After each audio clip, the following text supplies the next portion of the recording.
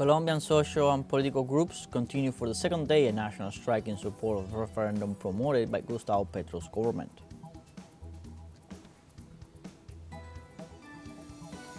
And the government of China condemned the decision announced on Wednesday by U.S. Secretary of State Marco Rubio to revoke visas for some Chinese students. And since October 7, 2023, the Palestinian Health Authority reported that 22 of the 38 hospitals in the Gaza Strip had closed due to the Israeli aggression.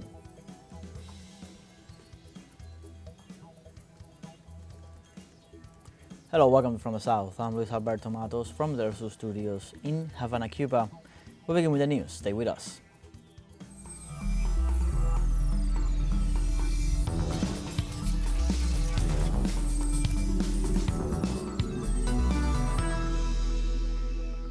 Colombian social and political groups continue for the second day a national strike in support of the referendum promoted by Gustavo Petro's government.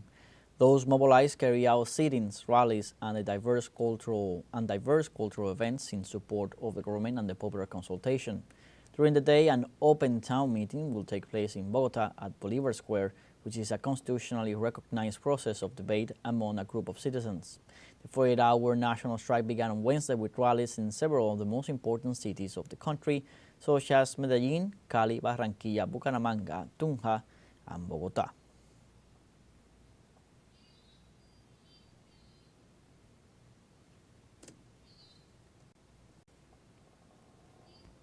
In this context, the 48-hour national strike aims to support the social reforms promoted by the government of Gustavo Petro. The strike action demands the approval of the popular consultation and denounces the actions of the oligarchic right wing that seek to stop political and social changes. According to the United Workers Central, next June 11th, there will be another national strike accompanied by 4 big caravans to Cali, Medellin, Barranquilla, and Bogota.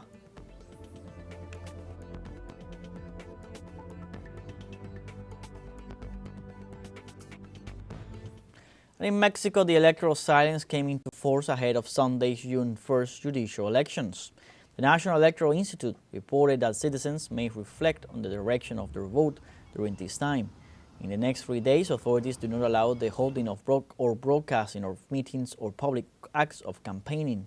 Citizens are summoned to the polls to elect positions in the Supreme Court of Justice, magistrates of the Court of Judicial Discipline, Superior Chamber of the Electoral Tribunal, and of the regional chambers of the Electoral Tribunal of the Federal Judicial Power, circuits, district judges, and positions in local judicial powers.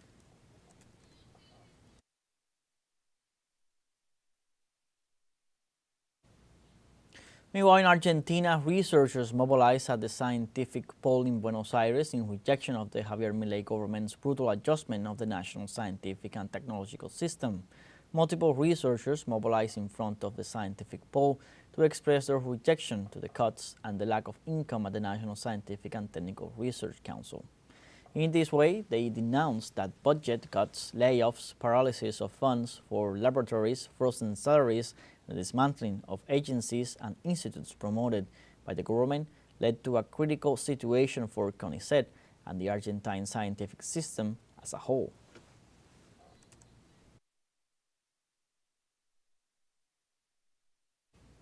And in Peru, the health ministry reported Wednesday that pertussis cases soared in the country in 2025.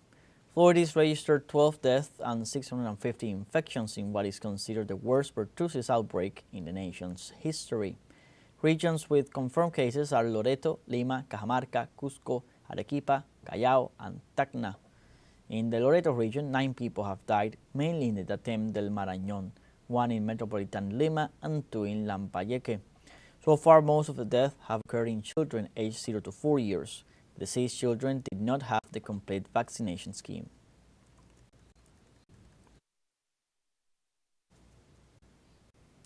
We now have our first break coming up. Remember, you can join us on TikTok at teleSUR English, where you'll find news in different formats, news updates, and much more.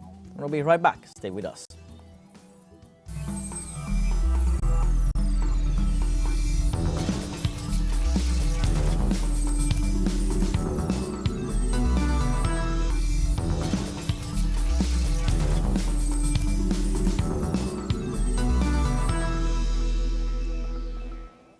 Welcome back. The government of China condemned the decision announced on Wednesday by U.S. Secretary of State Marco Rubio to revoke visas for some Chinese students. The far-right politician claimed that these are Chinese students linked to the Communist Party or with studies in sensitive areas. The action adds to many others that have raised uncertainty among over 1 million foreign students.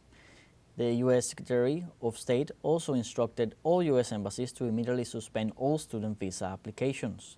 In this regard, Foreign Ministry spokeswoman Mao Ning said the action disrupts normal people-to-people exchanges between the two countries.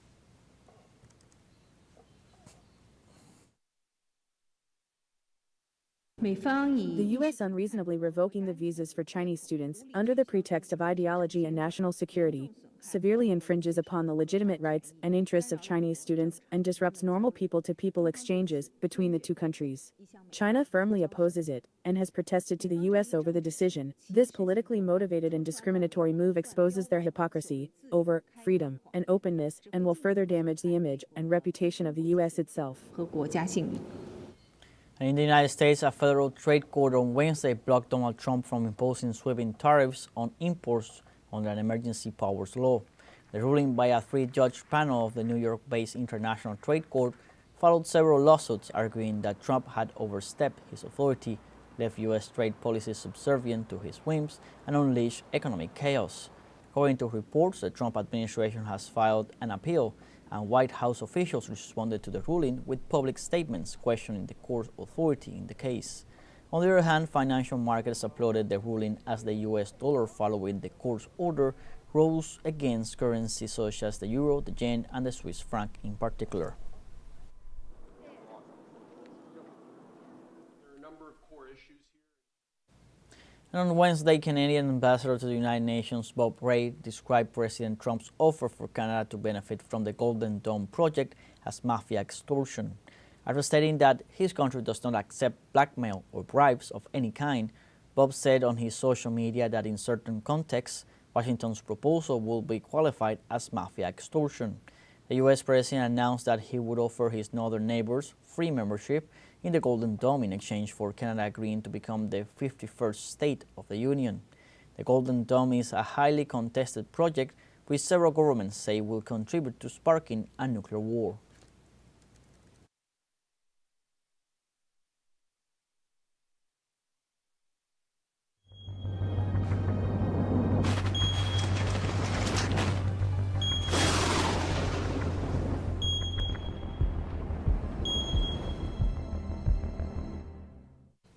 China has pledged to support Pacific Island countries in addressing climate change by implementing 100 small but impactful projects over the next 3 years.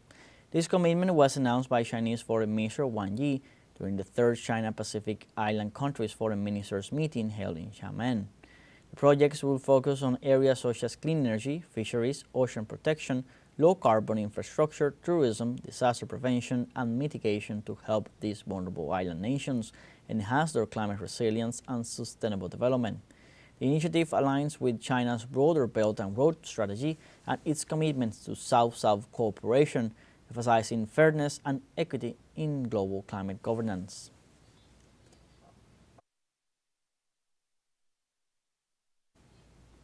And in Vietnam, the government warns of the importance of natural disaster prevention as the rainy season begins.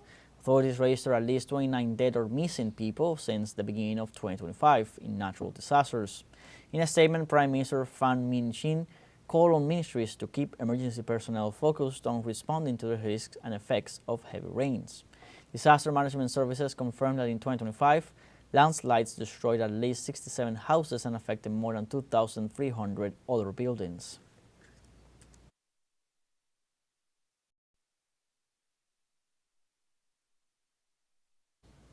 And in Peru, the second water summit held in Lima concluded with guidelines for the correct conservation and management of water to benefit the planet.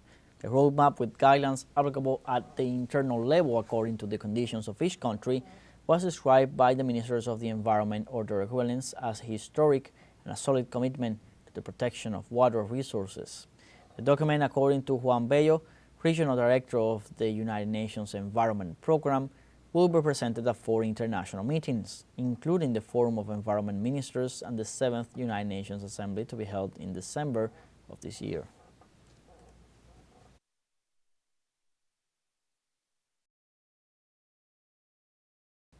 And Nicaragua is preparing with the National Interinstitutional Plan Safe Winter 2025 with the objective of protecting the lives of its population from meteorological phenomena. Kenia Doña with the details. De acuerdo con los reportes meteorológicos, According to meteorological reports, an active hurricane season is expected, with the possibility of up to 17 events such as tropical storms and hurricanes, some of them with the potential to reach categories 4 and 5. Taking into account the experience of previous years, the country is recognized as being vulnerable both directly and indirectly to these phenomena, so the national authorities have assured that they will remain vigilant and in a constant state of alert.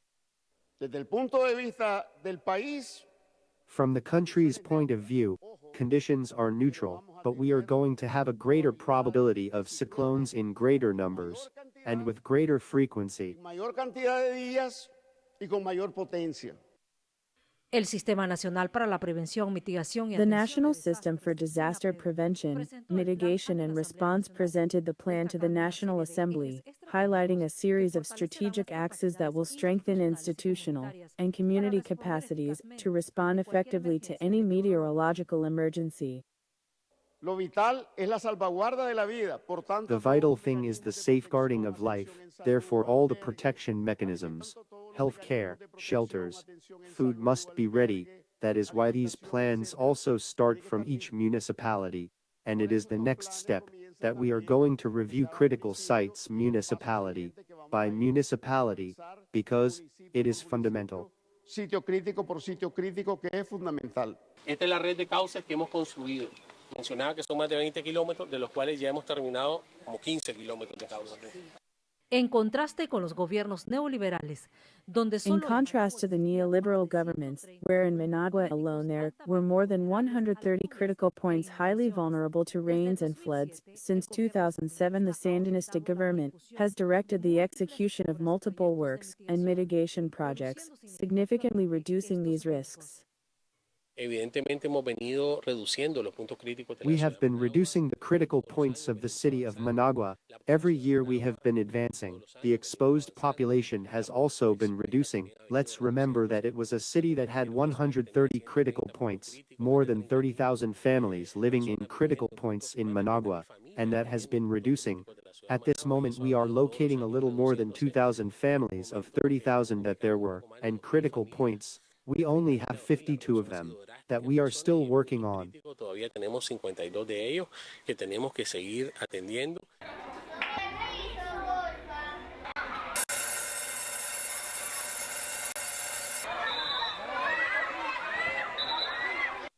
como parte del enfoque preventivo, también As part of the preventive approach, multi-hazard exercises have also been carried out throughout the country to prepare the population on how to act and evacuate in the event of a natural disaster, thus reinforcing a culture of prevention and effective response. Kenia Doña, TeleSUR, Nicaragua. We now have our second and final break coming up. Before we invite you to visit our Facebook page at teleSUR English, where you'll be able to watch our top stories, special live coverage, and much more. Follow our page and activate the notification button to stay up to date on the world's most recent events. Final break, we'll be right back.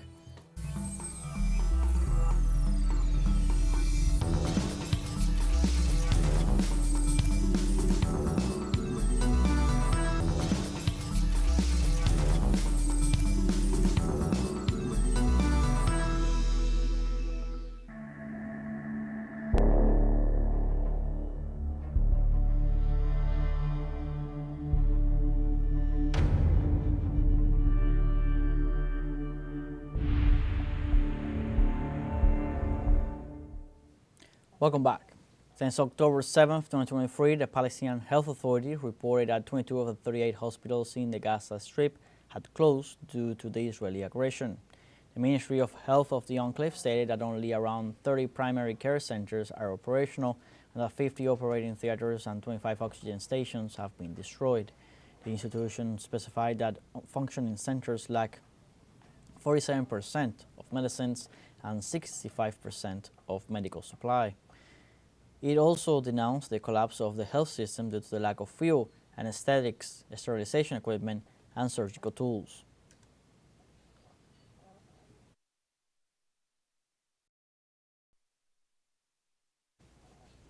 In this context, the Palestinian Ministry of Health announced that treatment for cancer patients had been suspended due to a shortage of medication caused by the Israeli blockade. The ministry stated that 11,000 cancer patients are experiencing catastrophic health, economic, and social conditions. The ministry also urged the international community to demand that the Israeli occupation authorities allow Palestinian patients to travel abroad for treatment and permit the necessary medication to enter the Gaza Strip.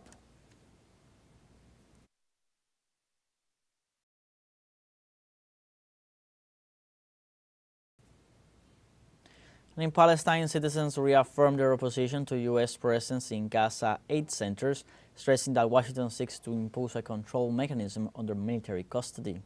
Palestinians underlined that Israel is trying to forcibly displace them from the north to the south. They also expressed their reluctance to travel to aid centers supported by the United States. In this regard, they emphasized that Israel seeks to exclude international organizations such as the UN Agency for Palestine Refugees, and that such plans link humanitarian aid to military objectives in violation of the country's sovereign rights.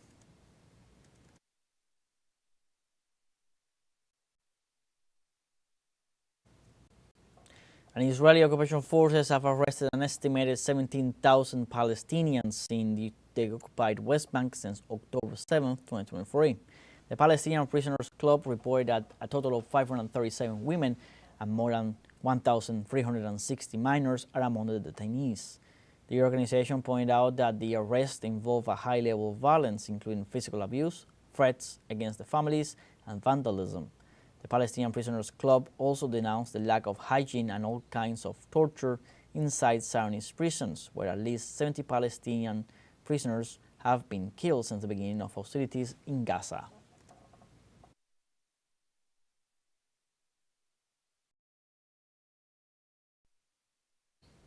And during a United Nations Security Council session in New York on May 28th, the permanent representative of Palestine, Riyad Mansour, broke down in tears while describing the critical humanitarian situation in Gaza. Visibly shocked, Mansour appealed for international aid in response to the tragedy affecting thousands of Palestinian children and families, describing the situation as unbearable for any normal human being.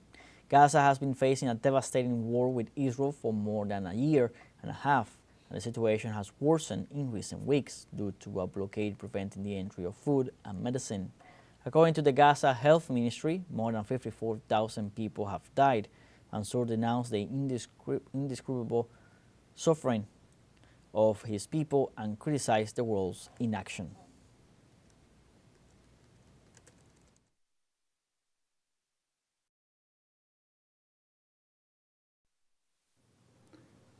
Since Israel broke the ceasefire in March, over 1,300 Palestinian children have been killed, and around 4,000 have been injured. These are children.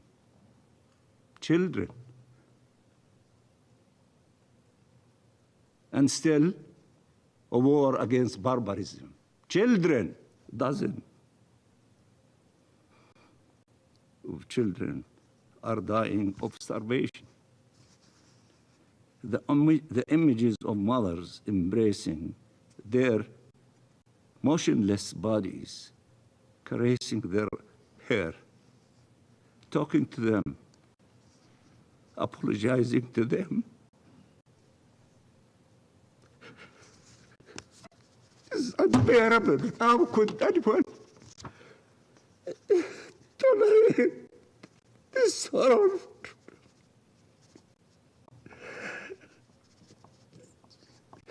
Excuse me, Mr. President.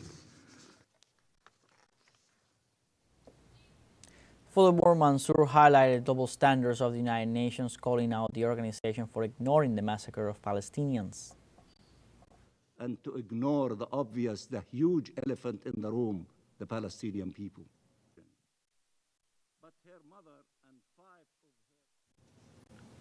Nothing can justify attacking civilians, whether Palestinians or Israelis. Double standards no more. We are human beings. We are proud Palestinians. We sit around this table. We should be treated exactly like everybody else. Not to see what you want to see in the mirror and to ignore the obvious, the huge elephant in the room, the Palestinian people. In the United States on Thursday, students, faculty, and activists held a demonstration outside Harvard University's commencement ceremony to condemn Israel's genocide in Gaza. Demonstrators lined the sidewalk of Massachusetts Avenue in Boston, carrying flags and signs protesting U.S. support of Israel amid its genocidal campaign in Palestine. Organized by local branches of several larger pro-Palestine organizations, the mobilization also condemned Harvard's ties to the Zionist regime and called on the university to end its repression of pro-Palestine speech, arguing Harvard is being complicit in Israel's policy of extermination by repressing voices calling for an end to the genocide.